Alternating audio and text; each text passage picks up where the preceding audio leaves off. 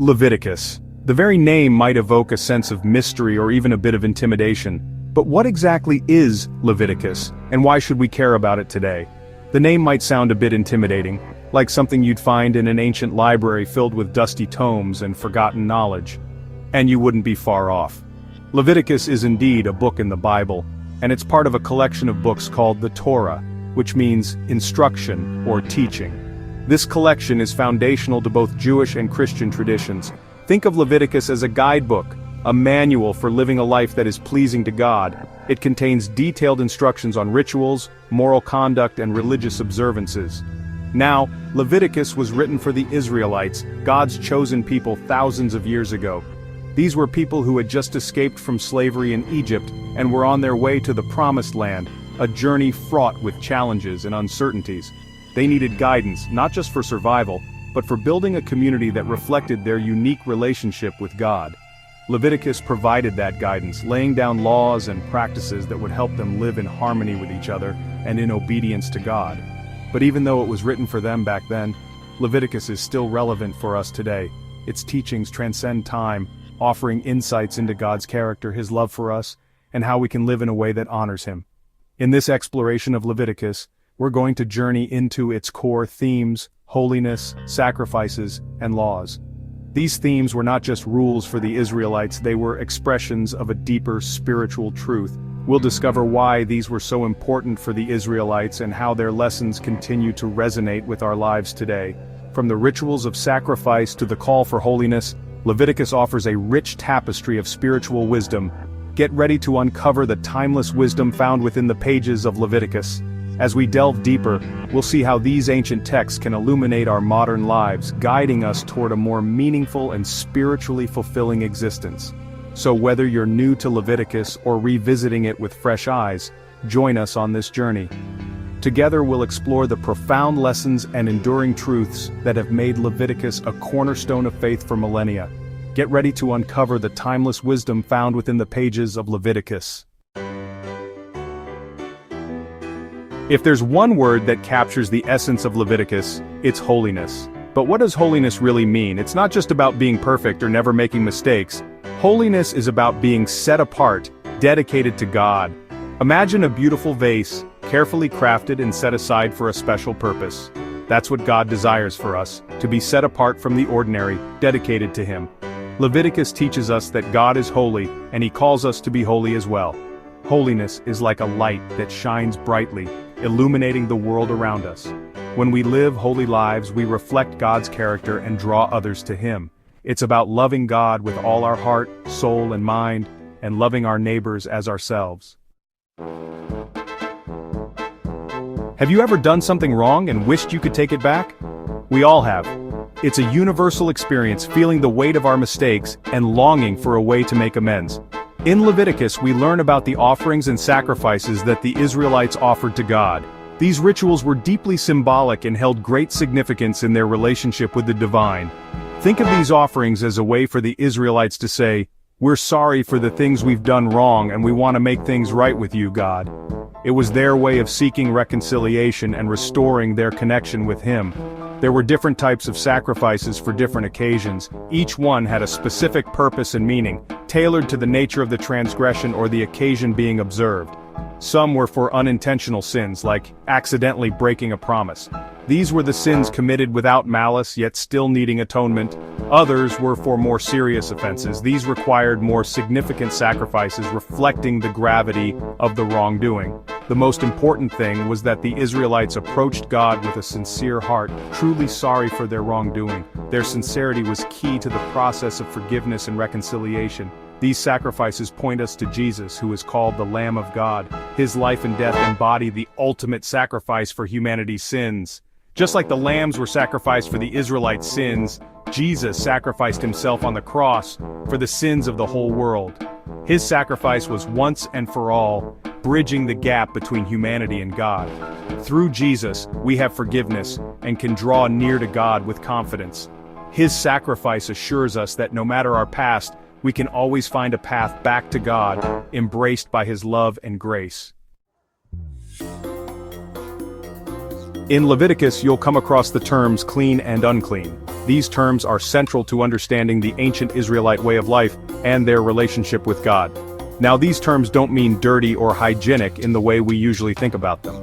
Instead, they refer to a state of ritual purity, which was essential for participating in religious activities. Instead, they're about what's appropriate for approaching God.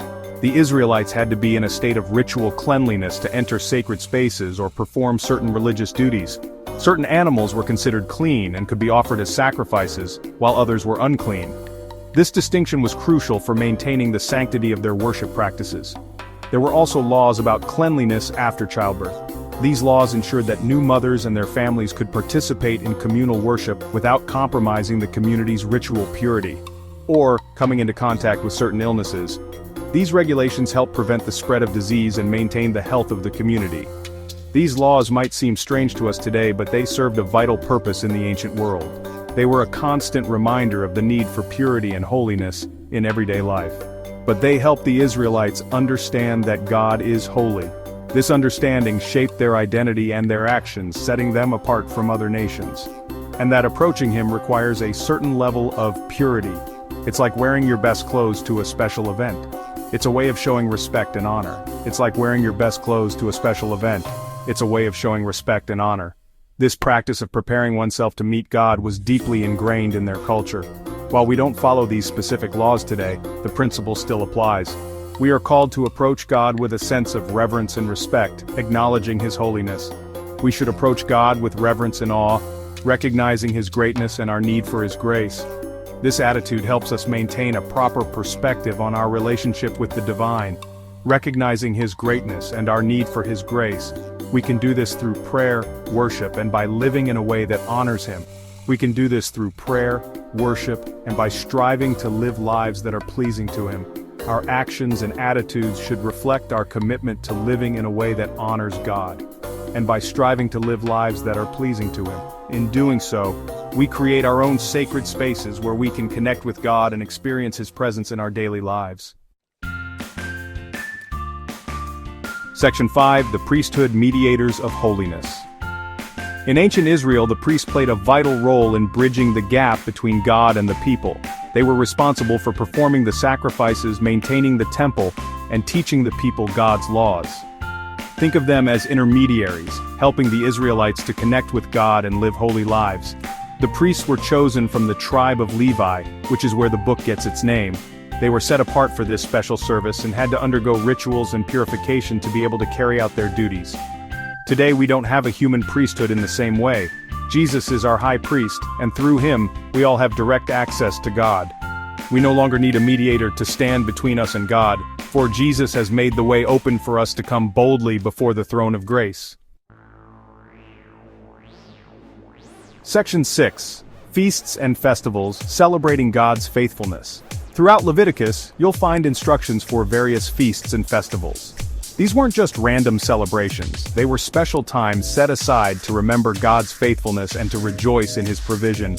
One of the most important festivals was Passover, which celebrated God's deliverance of the Israelites from slavery in Egypt. Another was the Feast of Weeks, which marked the giving of the law at Mount Sinai. These festivals helped the Israelites to connect with their history, to remember God's goodness, and to anticipate His future blessings. While we don't celebrate these specific festivals today, we can still learn from their emphasis on remembrance and gratitude.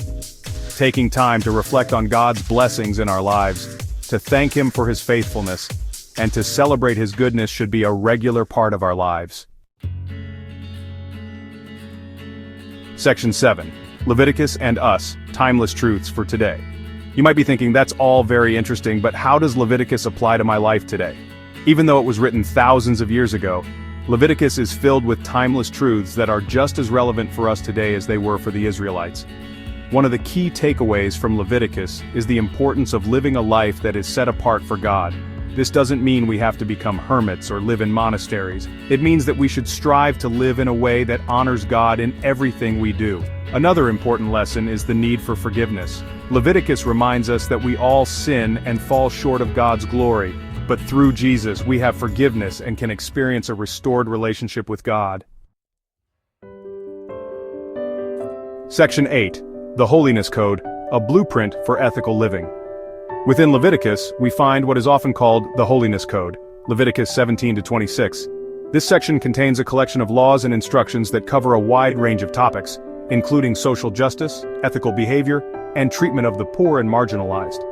For example, Leviticus 19:15 says, "Do not pervert justice. Do not show partiality to the poor or favoritism to the great, but judge your neighbor fairly." These words challenge us to live lives of integrity, compassion, and fairness, treating everyone with dignity and respect.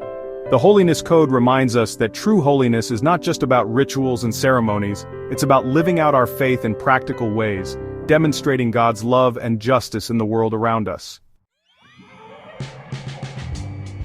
Section 9. Conclusion: Embracing a life of holiness. As we conclude our journey through Leviticus, let's remember that its central message is one of hope and transformation. God desires for us to experience the fullness of life that comes from living in a right relationship with Him. Leviticus invites us to embrace a life of holiness, not out of obligation or fear, but out of love and gratitude for all that God has done for us. It's a journey of drawing near to God, seeking His forgiveness, and allowing His Spirit to transform us from the inside out. May we, like the Israelites of old, strive to live lives that are pleasing to God, reflecting His holiness and love to a world in need. For in doing so, we fulfill the very purpose for which we were created, to glorify God and enjoy Him forever.